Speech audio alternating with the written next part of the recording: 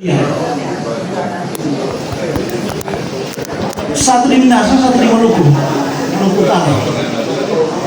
Kemudian dalam waktu dekat itu Banten yang terkenal dengan perlawanan dari Sultan Agung Tirtayasa. Ada nama jalannya itu. Sesudah itu Makassar, Sultan Hasanuddin. Itu berdekatan tapi beda puluhan tahun.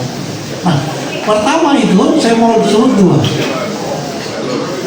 Tapi semua yang di luar Minahasa ya, itu perangnya feodal.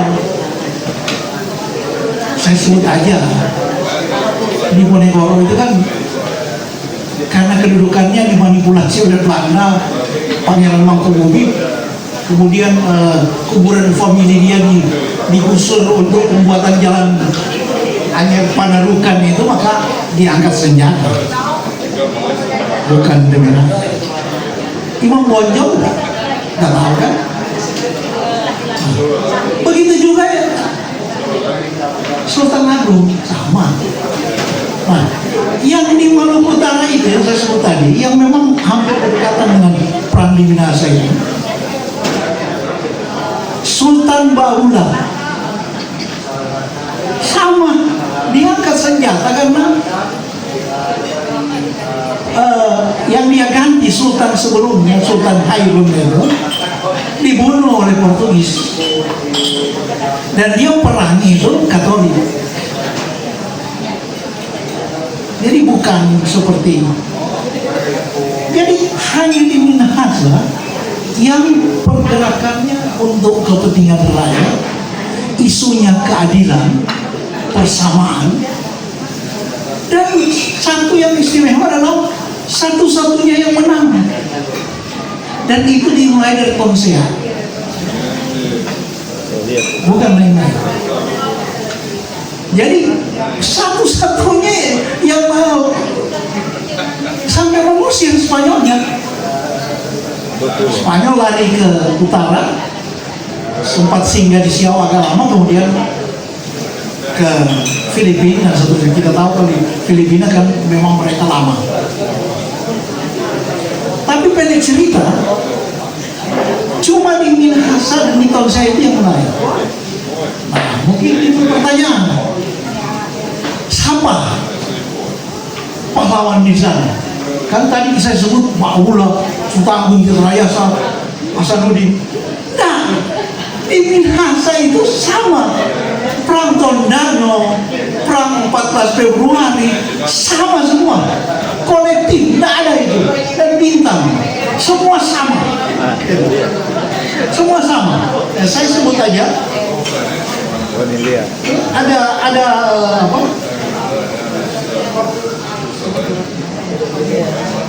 Walaupun semua sama ada banyak, tapi yang pertama-tama memulai itu saya sebut ya, Wagyu, Runtuh, Kolowai, Pandean, Maramis dan seterusnya, ada Lutulong dan sebagainya gitu. Nah, dan itu khas perang Minahasa. Perang Tondano itu siapa? Orang bilang Temu Lot, Temu setua waktu itu. Pangalila, pemimpin waktu itu, sudah mendapat tangkap. Yang bertarung itu bahkan turun hafal dari nama. Sama peristiwa Merah Putih yang 14 Februari, sama. Siapa? Perintis. Freddy Lumano dan Manti Pakas. Yang bergerak di dalam Solain lagi. Yang kemudian bergerak menyusun itu Dumais Wisan. Lalu apa? Nah, dan seterusnya itu. Tapi pas tanggal 4 Doronsor tak jam 1 malam 14 Februari itu, pagi-pagi sudah bertangga semua tuh, yang kita sebut tadi. Selain lagi yang bergerak Frans Karo dan orang bergerak hebat sekali, amankan PTT, komunikasi, kayak perang modern gitu, dan seterusnya. Nah, sama semua. Itu terjadi pada yang tadi Frans Fanon itu 1600-an.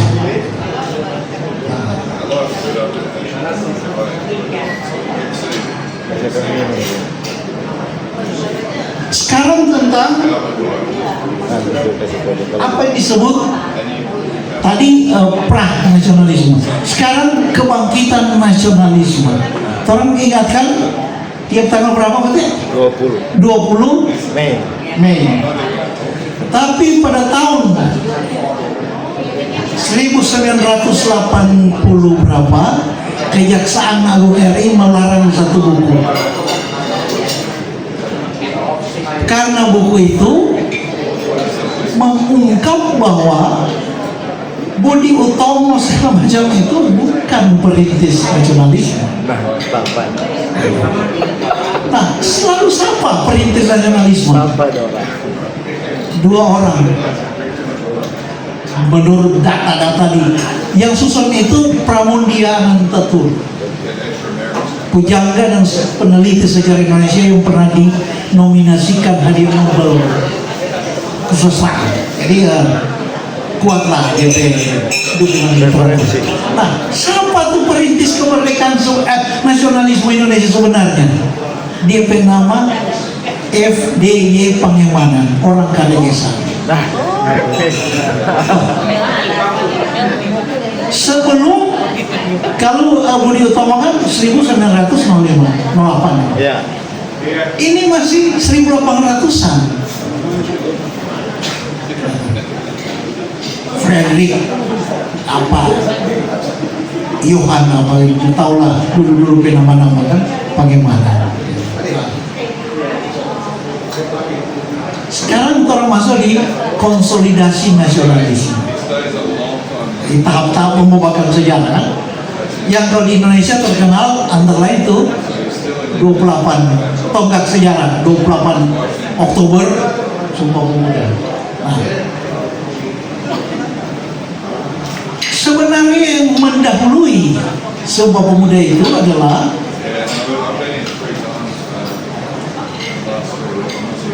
cetusan dari Perhimpunan Indonesia di Belanda, PI, DP bahasa Walanda, Indische Vereniging, IV. Nah, ini organisasi ini lama dari masih 1900 awal sudah. Tapi dia baru menjadi organisasi politik dan merumuskan Indonesia Merdeka langsung ketika Nok Manuntutu.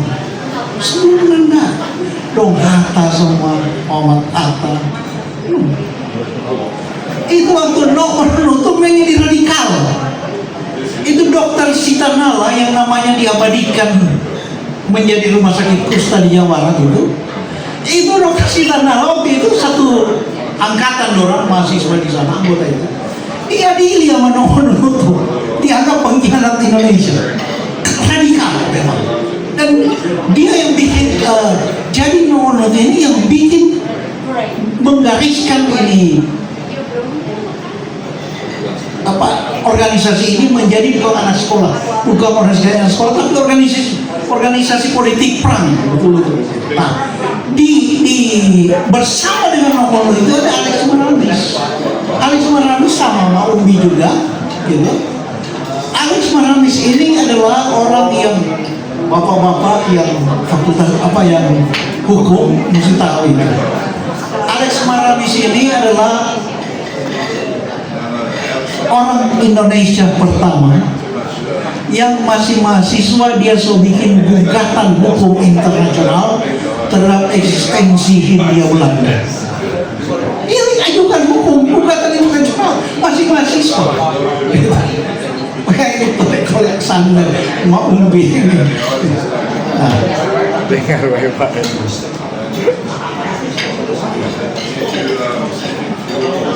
Satu lagi, dalam sejarah pembawakan sejarah Indonesia, ya, salah satu tahap yang paling dikenal itu adalah pemberontakan politik modern pertama terhadap kolonialisme.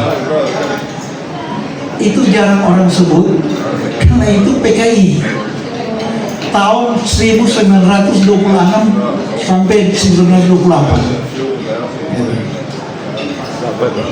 Orang pemerintah larang sebut itu, tetapi pahlawan-pahlawannya tetap berkibar, karena mereka itu guru-gurunya Bung Karno, Alimin, Tan Malaka. Nah, di situ ada LN Palar. LN Palar ini kan lari ke Belanda, kan dia terlibat itu politik kiri, ada unsur-unsur komunis waktu itu, ya. Nah, tapi dulu pandangan tentang komunis beda seperti sekarang. Sejak peristiwa Diun dan J30S, orang melihat itu sebagai aib. Tapi zaman dulu sampai orang-orang kiai-kiai merasa diinspirasi oleh Marxis dan sebagainya, ya. Nah, sekarang kita bilang, kenapa ada pemberontakan itu, berani-beraninya, padahal waktu itu aduh ganas sekali itu Belanda, ganas sekali zaman dulu itu adalah pertama-tama gara-gara apa? Orang konsep Pekalapong lagi nih, orang bongkar tuh dari Bandung sampai di Jakarta dong, pemberontakan fisik. Itu di dalam sejarah disebut the Big Sam Affair. DP nama-nama kita sebut, ada nama-nama sini. Peristiwa The Big Sam. Satu, Kaunang Roti, bukan dua orang itu, nama Kaunang Roti. Dondo Kambe Wanua, Mingkit Wenas, nama itu. Item dari Tumaluntung, ya. Tangkudung, Karamoy, Bolang, Nelwan. Semua 2 orang tuh ya. Nah, orang bikin gerakan yang luar biasa.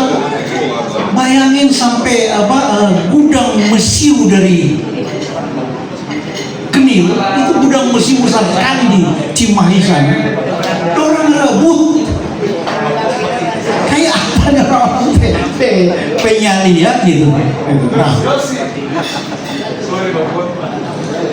tahap berikutnya adalah menuju dicetuskannya Sumpah Pemuda. Nah, Sumpah Pemuda itu dicetuskan pada Kongres Pemuda kedua.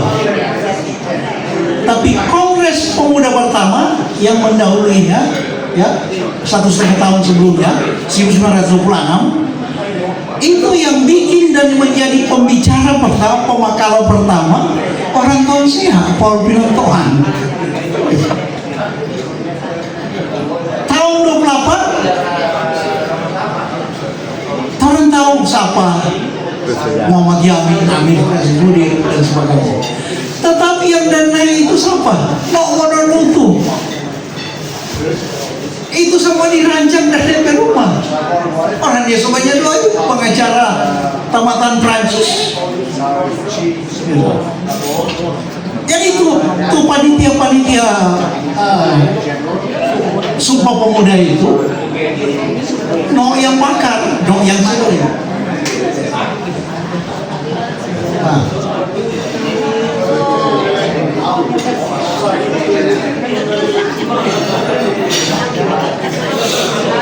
seperti itu, ya. Sekarang kita masuk di tahap sejarah perjuangan mempertahankan kemerdekaan nasional. Salah satu yang paling terkenal di mana? Yang sampai sekarang diabadikan menjadi Hari Pahlawan. Di Surabaya 10 November, ya kan? Yang barol-barol situ memang orang Indonesia. Inti Tom Tamboto itu dorang itu semua, dan itu diakui oleh komunitas. Tom Tamboto itu orang Kakas. Nah, kemudian Yoparo dan lain-lain, Watu orang surga. Tetapi gerakan itu hanya menjadi besar dan menjadi naik rang, artinya menjadi berani dong semua itu karena Kempi orang pimpin pasukan serbu markas Kempetai. Itu Kempetai itu orang baru dia dari Nyaoso Totofori, CPM Jepang yang paling ditakuti. Noni kami orang dah pimpin tu tolek-tolek Tonsea serbu tu Kempetai permarkas 3 hari 3 malam pertempuran ini adalah gencatan senjata. Kesulitan dari begitu. Fisik ya Pak, fisik. Senjata. Oh, senjata.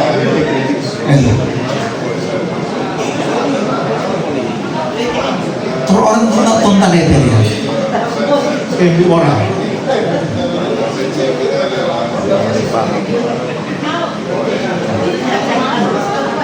Orang ini kan orang so tahu dia itu pengen hebat kan. Dia waktu itu ada gerakan Ami Asis di Sulawesi Selatan. Ami Asis itu kalau dengan sejarah paling dengan gampang, padahal itu tentara sekutu pemenang perang dunia kedua itu sudah bergerak.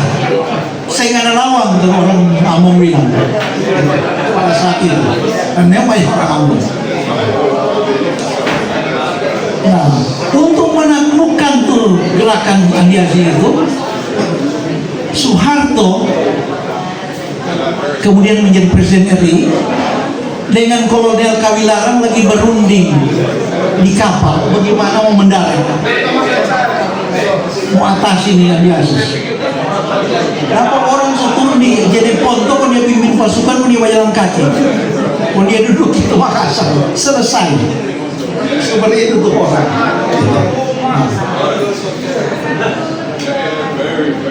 Teman-teman sekalian, tadi orang bercerita tentang nasionalisme tahap-tahapannya. Kalau kita mau lanjut ke post nasionalisme, kalau kita bilang post nasionalisme berarti nasionalisme Indonesia terus sulit berakar, tidak. Ini istilah. Jadi sama dengan apa? Di medsos sekarang post truth, ya kan? Post truth berarti orang yang pakai itu kebenaran, tapi cuma istilah. Post nasionalisme Indonesia, kalau orang mau lihat misalnya orang-orang mulai kecewa.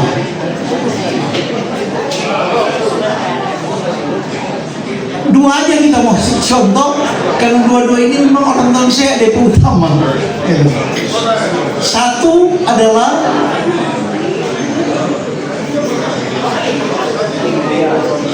yang sekarang orang bangga-banggakan, orang Minahasa kata pasukan Tulungan, Hulktruppen yang Nabi tangkap Pangeran Diponegoro, sampai dong angka-angka Prabowo leluhur salah satu mayor sidang yang apa bakam ada di Lamongan. Oh seorang Presiden Prabowo. Tapi sebenarnya yang pimpin itu siapa? DP nama itu Tololius Supit. DP patung masih ada di pertigaan Sonda. Siapa nih Pak Tololius Supit? Rumondor Supit Peana. Siapa nih Rumondor Supit ini? Saverius Dotulong Peana, orang Tengkar itu. Yang punya Pulau Lembe. Jadi masih orang-orang masih jauh tuh apa budidaya sarang burung itu Saverius Dotulong so urus tuh burung walet itu dari Lembe 1 abad lalu di Lembe sana. Kau berada kasih itu juga dia. Jadi salah kalau bilang itu diain karena tangkap di Ponegoronya. Nah, yang tangkap itu DP cucu. DP cucu Saverius Dotulong ini orang besar. Nah, Sigar Ramboke PO Pak. itu tolong disupit ke anak buah yang waktu dia mau panggil karena dia mau waktu itu disiksa. Jadi terus udah presiden PO Pak kenapa nih saya ada pukul-pukul dulu supaya ikut tadinya nih mau dia ya dulu baru kalau ayam tadinya lihat terus jadi dana. Nah, ada lagi cerita pos nasionalisme yang lain adalah orang sudah dengar tuh tua pro ini mau ke kampung Indonesia Iko juga jadi provinsi ke-12. nah itu bukan begitu tuh DP cerita dorang perjuangkan apa yang disebut KKM Komite Ketatanegaraan Minahasa. Nah, jadi ikut aturan konstitusional mau ambil pendapat melalui plebiscit apa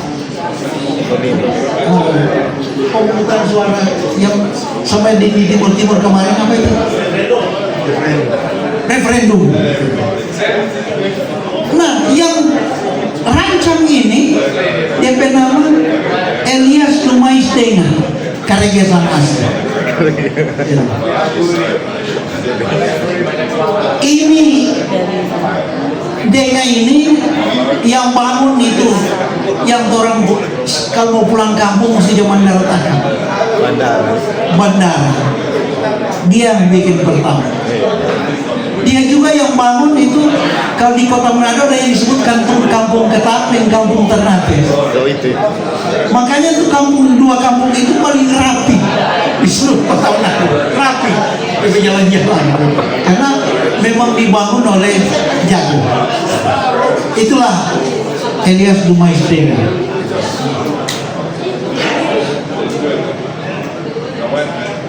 Lalu pertanyaannya siapa Om? Jadi kalau seorang peneliti ya, peneliti itu kalau dia dapat data berulang, fenomena berulang dari bahasa kalau di metodologi riset ya, itu dia udah bisa tarik teori. Nah ini data semuanya berulang tuh, so tidak terbantahkan. Tinggal pertanyaan, siapa? Apa yang menyebabkan orang konsep begitu? Sebenarnya ini adalah khas Minahasa. Khas Minahasa. Jadi orang Minahasa ini punya sistem nilai budaya yang kalau dalam bahasa Sanskerta itu paripurna, yaitu orang mengagungkan 3 nilai. Dalam bahasa Indonesia itu rai, ketet, dan leleos. Kalau kontemporan bilang ngaasan, wailan, dan niatian, sama itu pengertian. Tapi yang khas di Indonesia ini adalah begini. Kalau bilang rai di Indonesia, itu diarti banyak sekali. Pandai, cerdas ya, kuat, mulia, agung, hebat, unggul dan sebagainya. Begitu juga ketat itu memang kuat. Ketat kalau bahasa pembulu atau pembulu. Ketat itu. Oke deh. Tapi sama tadi Pak Sekretaris Pak Felix Untungan jelaskan tentang siga, sumiga, itu begitu. Jadi di arti kesiagaan itu sudah sudah include keperkasaan. Sama. Nah, inilah mengapa 3 nilai utama orang Minahasa ini yang terpisahkan.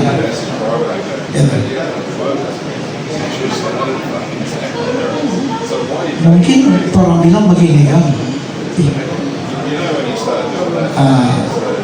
pernegaraan karena sejauh modern. Ya, sudah dari dulu ini. Dan persoalannya bukti itu ada. Bapak-bapak, ibu-ibu tahu itu sampai tahun 60-an awal. Kalau ada PON ya, pekan olahraga nasional itu hampir di setiap cabang olahraga Ada orang. all Minahasa final. Mau dia wakili Kalimantan Timur, mewakili dari Jawa Barat, orang Minahasa di situ. Don itu berkumpul, anggar, skelen, judo, apa. Jadi keunggulan itu.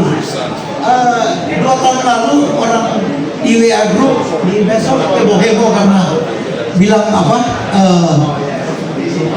4 dari 3 atau 3 dari 2 finalis putri Indonesia Benar. orang Minahasa. Kita bilang masa mau dilupa tahun 90 6 finalis, 5 orang Minahasa, 6 finalis, 5 Minahasa. Tahun 90 atau 91 kita lupa itu. Jadi itu fenomenal sekali kalau bahasa saya, dan fenomenal sekali sehingga tidak terbantahkan bahwa mereka pernah memiliki nilai. Nah, mengapa mereka sampai pada nilai-nilai seperti itu? Ini pertanyaan yang bagus sekali. Orang yang memiliki nilai itu jelas sekali orang bisa sampai unggul dalam segala hal. Ya. Orang Minahasa itu, orang Tonsea itu, mengapa orang pandai sekali pada zaman itu sampai penulis Belanda Kudemorf Bergen yang menyusun buku berdasarkan literatur banyak sekali dan arsip kolonial di Batavia. Jadi yang tidak bisa dibantah karena berdasarkan buku laporan-laporan langsung dari mereka, bahwa 1500-an tahun 1500-an saja orang Tondano itu orang Tonsea pemuda. Apa itu? Jadi 4 sampai 5 abad lalu Tondano itu Tonsea pemuda. Sampai orang Tondano kalau tangka ikan di Danau Tondano sendiri, orang Tonsea pungut pajak. Pungut pajak. Dan itu tercatat di sampai mau 9 kata. Bayangin dong, penguasaan itu penguasaan dengan perangkat hukum, ya kan? Kuat sekali. Itu kurang berarti tentu saja karena Belanda kepentingan. Nah, pada tahun itu 1500-an, pada tahun 1700-an sistem walak di Minahasa terjadi kacau sedikit. Karena apa? Biasa di mana-mana kalau so asik di berkuasa, waktu dong so tua di anak itu kan di sistem Minahasa. Sama di sini juga begitu, sampai di negara, sampai di daerah begitu, gubernur, bupati. Gara-gara nih walak ini mulai gaya-gaya itu, jadi kacau nih sistem walak pada tahun 1700-an. Ya. Tidak lagi tampil kepala-kepala walak yang memang hebat gitu. Jadi kacau kok mulai perang dia untuk walak. Lamuan mau kubagi kawangkuan, ya kan? Tondano yang mohon. Di mana-mana gitu. Tahu dah Tonsea. Dia serbu semua sampai Ranoyapo. Sampai Amurang dia duduki.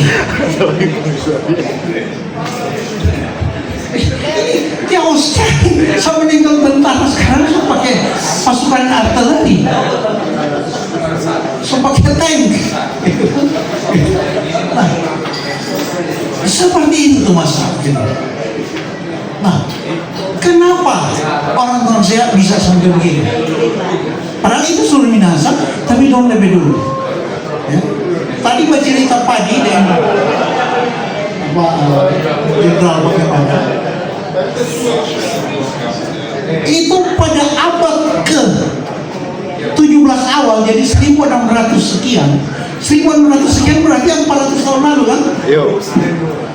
Orang Tonsea kalau tanam padi, ya, dia dapat 100 kali benih. Sementara semua daerah lain masih 30 sampai 40. Jadi benih satu gantang, DP hasil kaya akan jadi. Nah, orang Tonsea dong sudah dapat DP teknologi, sains dan teknologinya pada 400 tahun lalu. So maju begitu nih, tahu bagaimana? Nah, dan ini dicatat bukan cuma di Jules Verne. Yang paling terkenal, buku yang terkenal itu Grafan.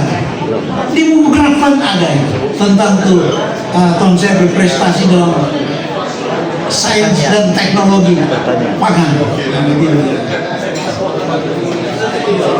Kenapa dong begitu? Tadi itu kita bilang tadi tentang nilai-nilai, tetapi kemudian dorong lebih cepat maju. Apa itu? Dorong lebih cepat rasional orang Tonsea itu. Itu dapat lihat di mana? Di mana coba? Banyak sekali, tapi kita satu saja indikasi.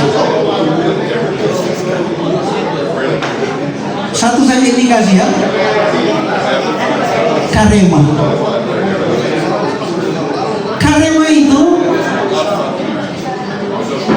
opok tertua dalam tradisi Minahasa. Ya. Di atas ke orang Lumio. Betul.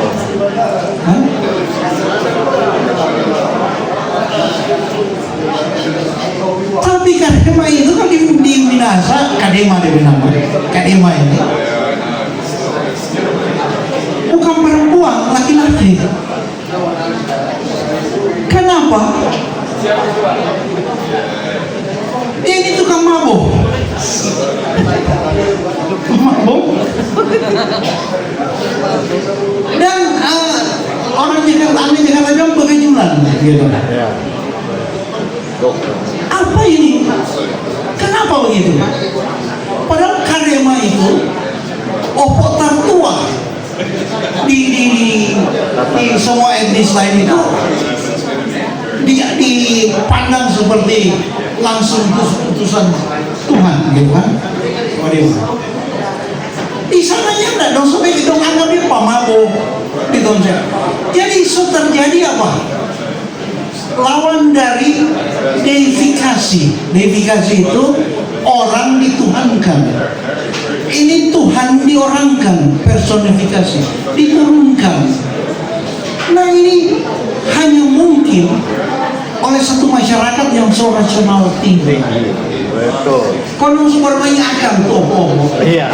Persis seperti Socrates mempermainkan dewa-dewa Yunani. Betul.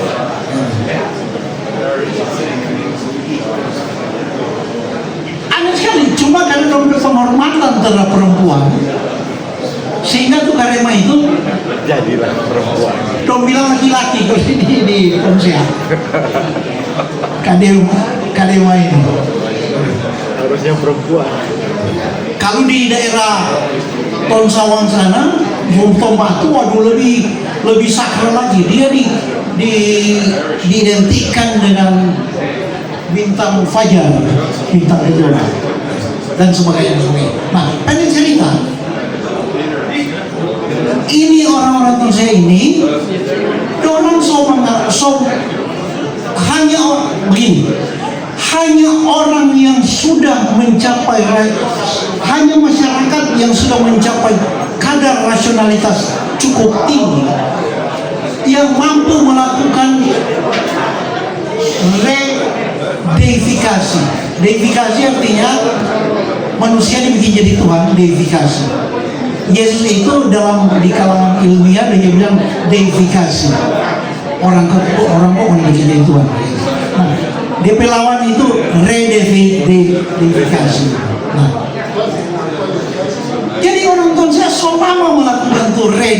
verifikasi itu. Dong ya kenapa saya kira dewa-dewa? So rasional sekali. Ini orangnya. Nah, dari situ kalau lihat bagaimana ini perkembangan peradaban, nilai sistem nilai dan sebagainya yang membuat dong jadi unggul.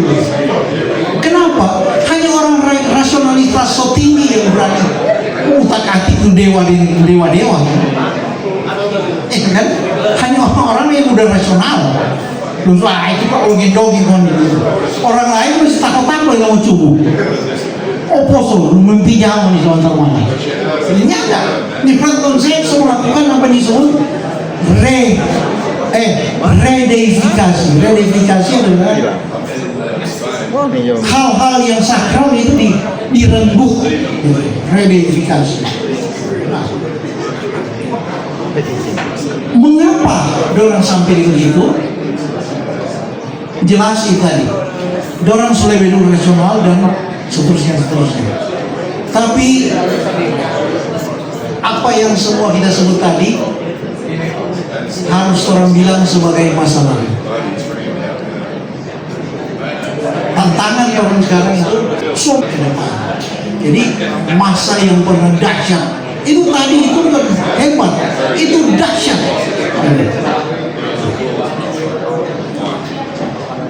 Daerah otonomi tingkat 3 pertama ketika mau diuji cobakan di Republik Indonesia ini, ya. Sekarang kan tadi dulu pernah mau dicoba sampai tingkat 3 otonomi. Pertama kali dicobakan itu di Pinang seluruh Indonesia. Diterapkan, dianggap paling maju yang paling mungkin.